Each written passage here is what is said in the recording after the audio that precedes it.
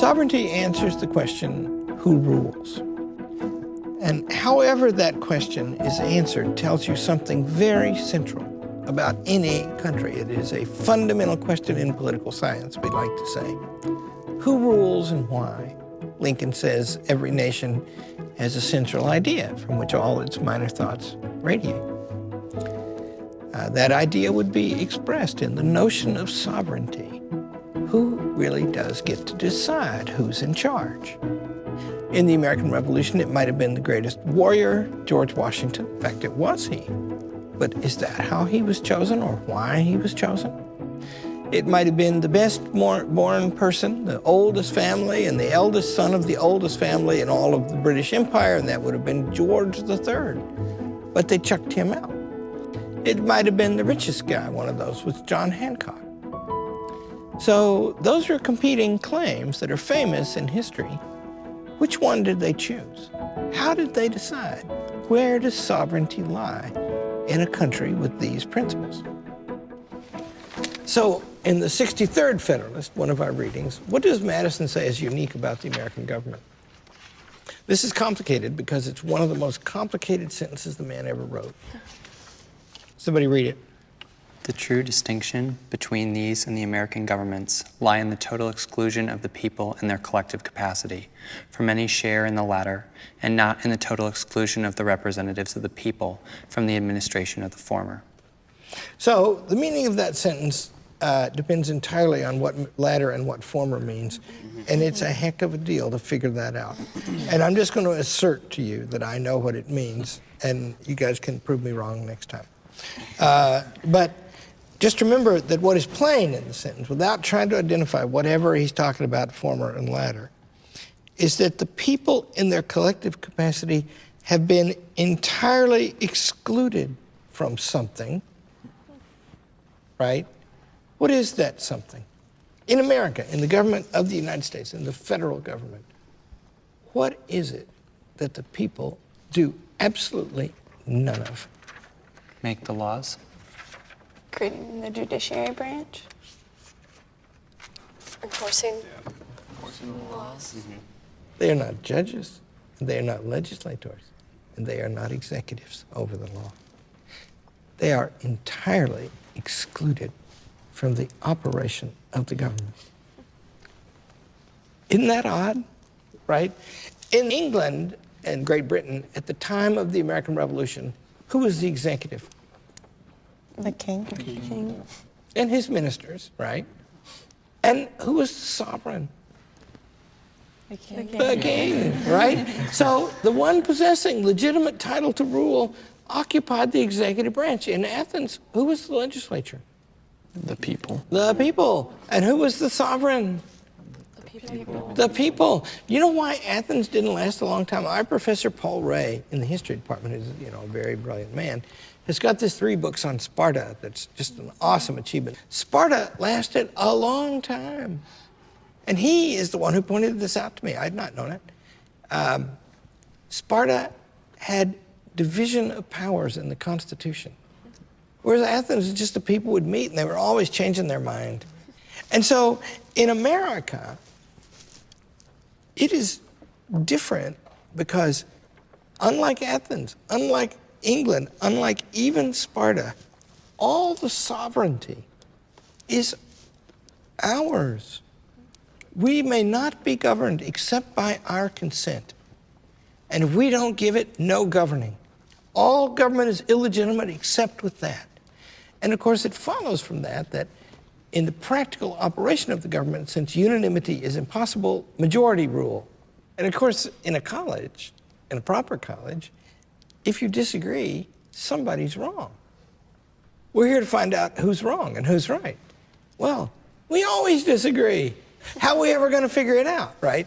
But yeah, so there's going to be voting and there's going to be disagreement, and we're not going to reach unanimity. Why is the majority the right thing? It seems like it's more probable that more people, since it's not a mob at that time, because they're voting on something in a Republican fashion, that they would have considered it in a way that would refine their opinions. Ooh, that's really novel. I don't think it's true. All men are created equal. You got 300 people. 160 want to do A, and 140 want to do not A. If you do what the 140 says, you've got yourself an aristocracy, right? In other words, the majority of equal souls has to stand in for the unanimous consent, right? And in anything not fundamental, or anything that involves the ongoing operation of the government, that's what you need. You see? So the point is, you're going to have majorities rule. You're going to have representation. And that gives rise to something new. And Madison says that it's never happened before. It's unique. The sovereign is the people, as expressed by what I'll introduce a new phrase that Abraham Lincoln liked. The people, as they express their will through their constitutional majority, is the only true sovereign of a free people. And so that's where sovereignty is. That's where the right to say, the legitimate title to rule is. But those people, the sovereign, are entirely excluded from the operation of the government. Do you see now how the first check on the government is that we must consent? But the second check on the government is that we, who have the power to consent, do not run the government.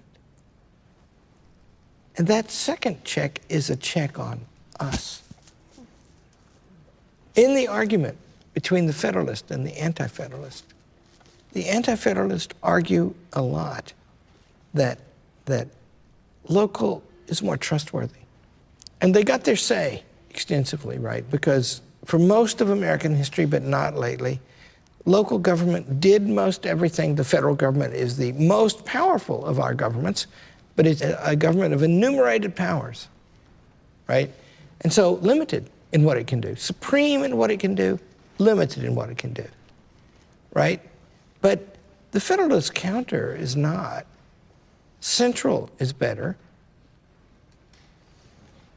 And it's certainly true that the constitutional government was called, the Constitutional Convention was called to make a more powerful government. At the center, the Federalist answer is that every human exercise of power must be restrained by reason. And there are constitutional forms that have to be implemented that can help bring that out.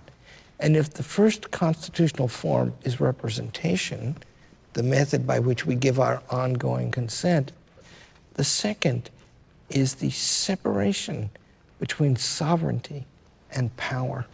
And Madison even says this, just think, it'll be great to have a big republic, he says, because a whispering campaign won't be very effective.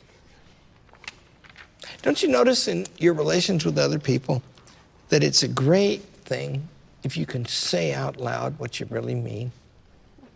And that all friendships depend on that? And all goodwill and all sustenance of good relations means people need to be able to talk candidly.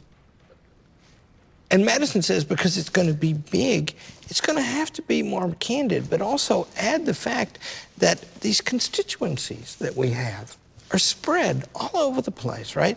Congress are little compact constituencies, equal in population roughly, but all over the country.